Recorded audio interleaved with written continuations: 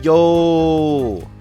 What's up, guys? It's Off-Script Squaw here, and I've been in the kitchen for this new SDS map. Check it out. So, obviously, we're on the funny little Summoner Duels map with the trees in the middle. Right here, this guy. And this can be a pretty big challenge for, you know, how do you get around that? How do you allow units to move that aren't cabs? How do you get around, you know, an obstacle like that? So what I've been doing is I've been cooking up this team. We've got Byleth as the captain, and it's been, you know, a resounding success to this point. So the way I like to start, and I'm just going to show you the opening here against this random practice team. The gimmick is we get for Mortis here, just kind of setting up for Mortis as a failsafe in case the opening doesn't work.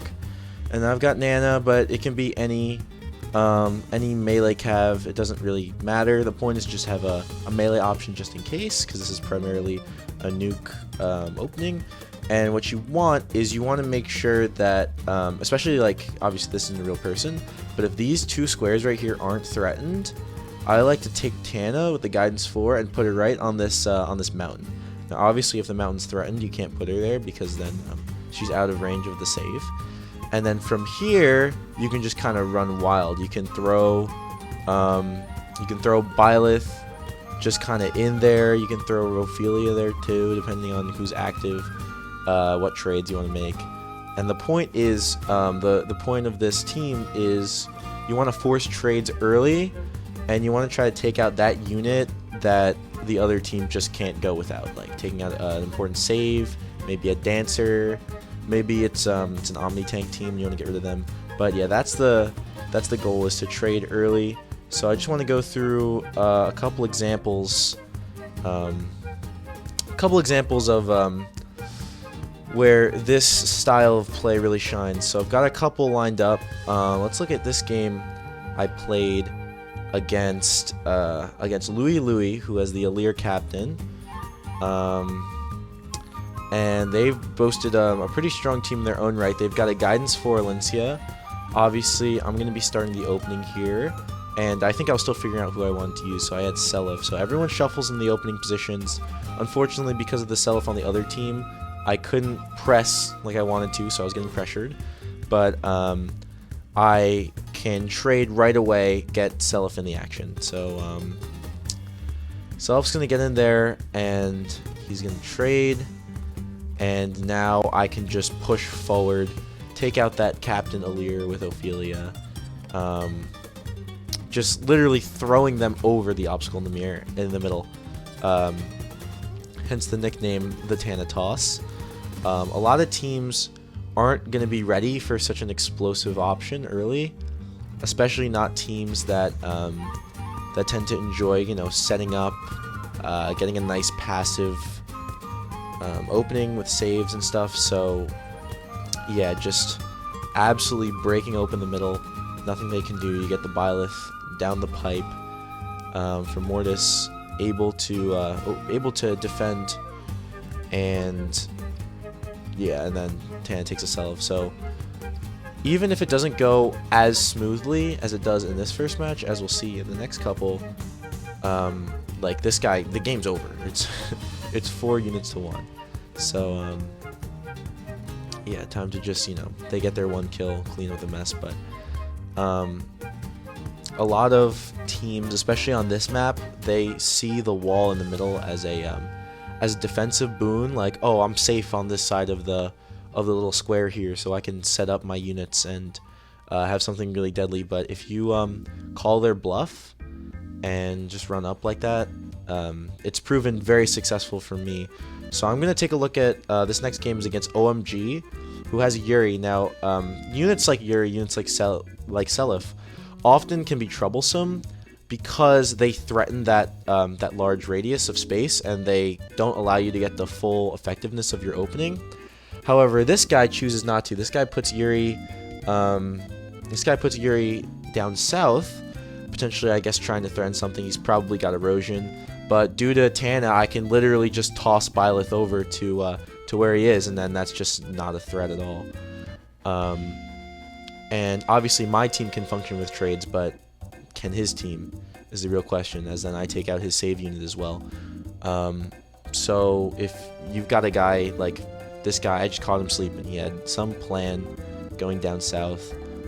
There's very few options that really give this team a lot of trouble. Like obviously a unit like Legendary Myrrh for this SDS coming up, you're just going to want to auto ban that, because no warping just straight up means you're just not winning. That's the whole strategy.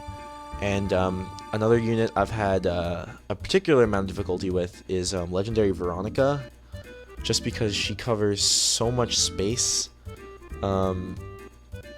Like she doesn't allow you to get your opening, so a lot of the times you just kind of have to scramble and figure it out as you go. But with enough practice with this type of team, you should be able to pull it out. One strategy I've only seen a couple of times, but also can cause problems, is I've seen a lot of people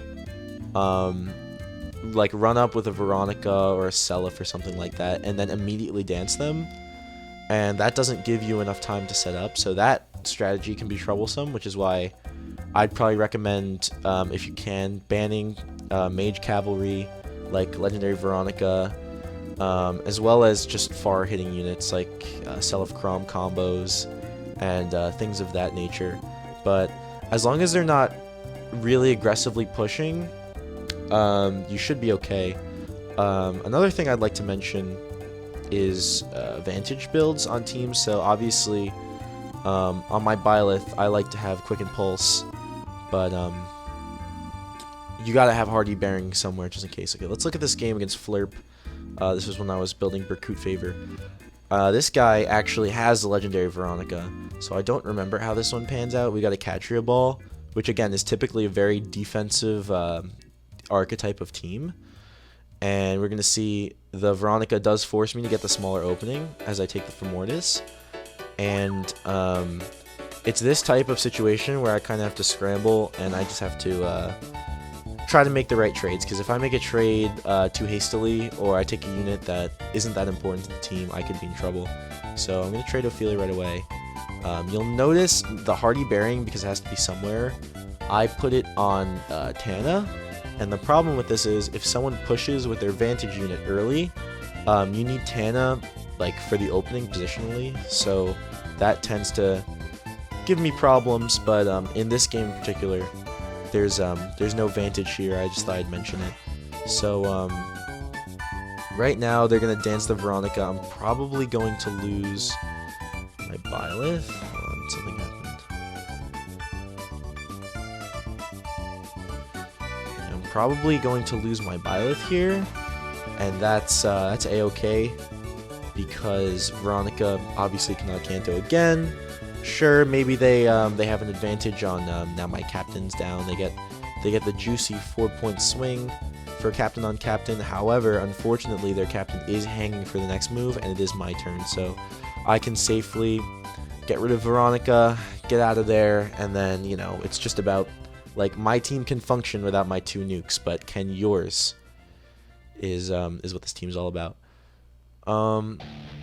Obviously, when it comes to finding a way to get these units, you might have some trouble. Not a lot of people pulled on the Ascended Tana banner, being that it is Sacred Stones, and that's not exactly a, you know, it's not everyone's favorite game per se, but I got lucky enough to grab Tana on tickets, and I'm glad I did, because it's just a really interesting unit.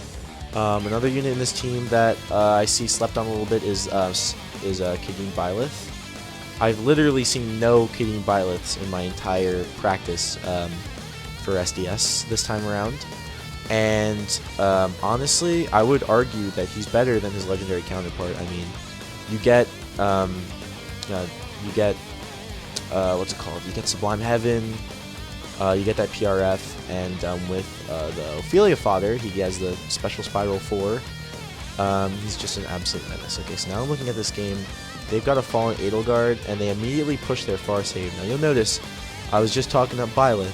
0 times 2 with the Sublime Heaven, and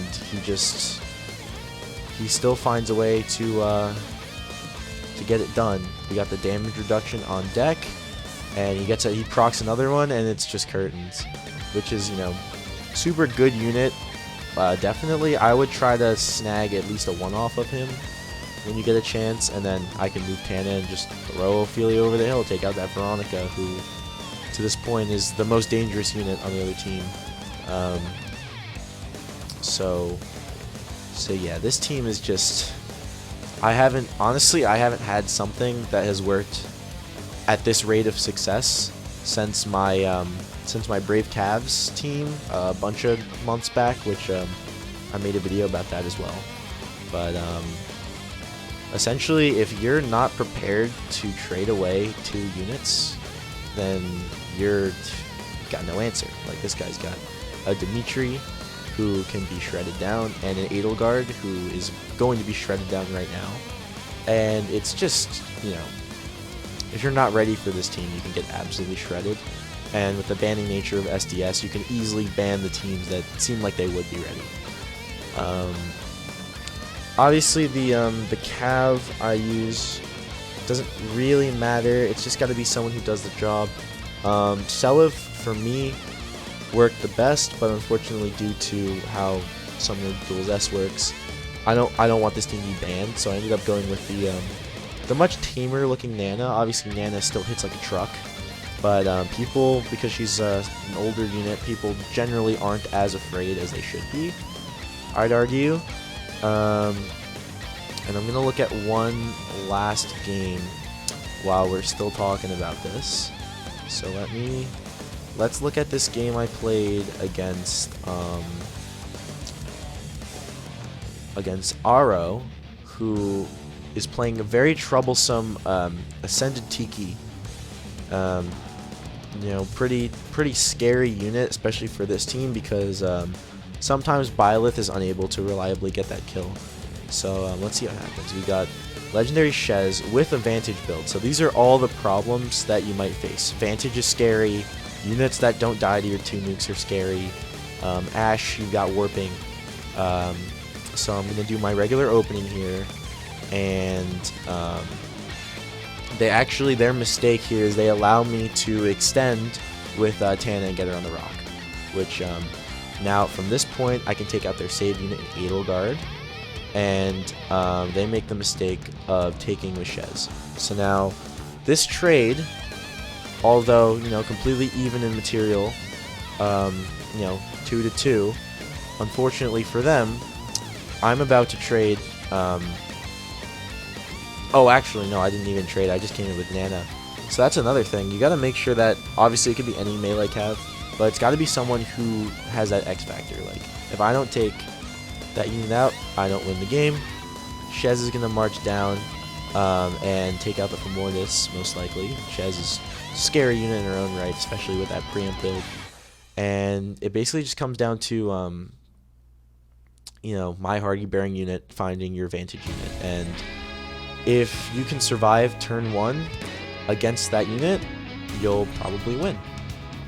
Alright, so I've talked enough about this build. I'm really excited about it for SDS. I've taken my fair share of wins with it, and really happy with the amount of versatility and options you can have, especially in SDS. In SDR, obviously this would be pretty scary, but I could run into the occasional, you know, anti-warp team, and it might be in big trouble. So I always appreciate SDS for that. I'm really looking forward to this run with this team. And if you have the pieces of the puzzle, or at least some of them, like obviously Guidance 4 in itself, if you can get a copy of that on someone, it doesn't have to be Tana. It doesn't even have to be Guidance 4. You could there's probably some Ashe shenanigans you could do getting people over that rock. But the main goal of this archetype is just kind of being very aggressive, which is not normal for this type of map, and just sending guys out over the rocks into the action, and it's like, alright, 2 of my units are gone, 2 of your units are gone, who's gonna gut it out? And more often than not, with this composition team, it's gonna be yours. So that's the Tana toss. I'm really proud of it. I hope you like it. I I don't know exactly how well it's going to do in this season of SDS, but I do know that there is no time, and your sword is enough. Skawadala!